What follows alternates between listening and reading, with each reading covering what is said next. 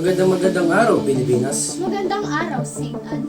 Ayon sa aming pag-aaral, ang Mascara Festival ay isang taunang pagdiriwang sa Bacolod City, Philippines na ipinagdiriwang tuwing Oktubre. Ito ay nagsimula noong 1980 bilang isang paraan upang labanan ang kalungkutan at kahirapan dulot ng pagbagsak ng industriya ng asukal at isang trahedya sa ferry na ikinamatay ng madaming tao. Ang festival ay nagtatumbok ng mga makukulay na maskara, street dancing at iba't ibang mga kaganapan tulad ng maskara pageant, carnivals, drum at bag of corps competitions, food festivals at sports event. Ang maskara ay sumisimbolo sa pagiging matatag at positibo ng mga Bacolod noon sa kabila ng mga pagsubok.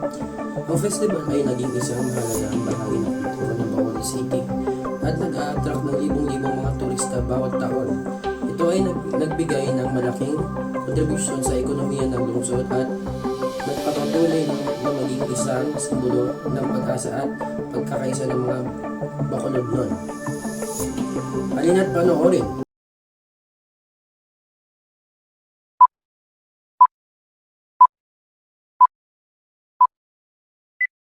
Maskara na! Hurry na! It's booming Bacolod!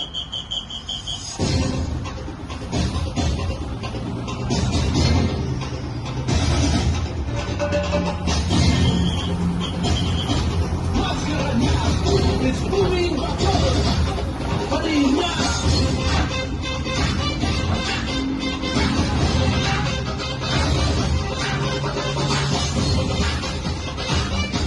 Maskara na! It's booming Bacolod! Hurry na!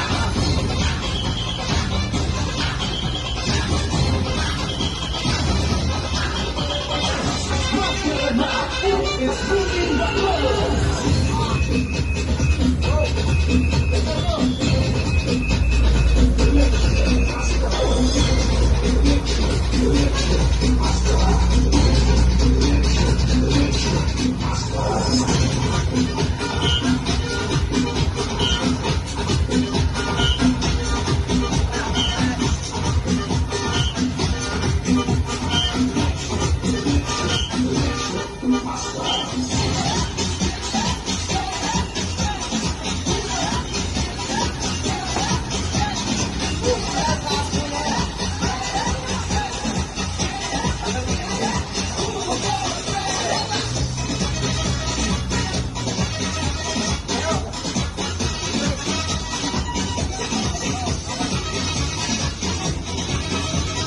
Maskara na!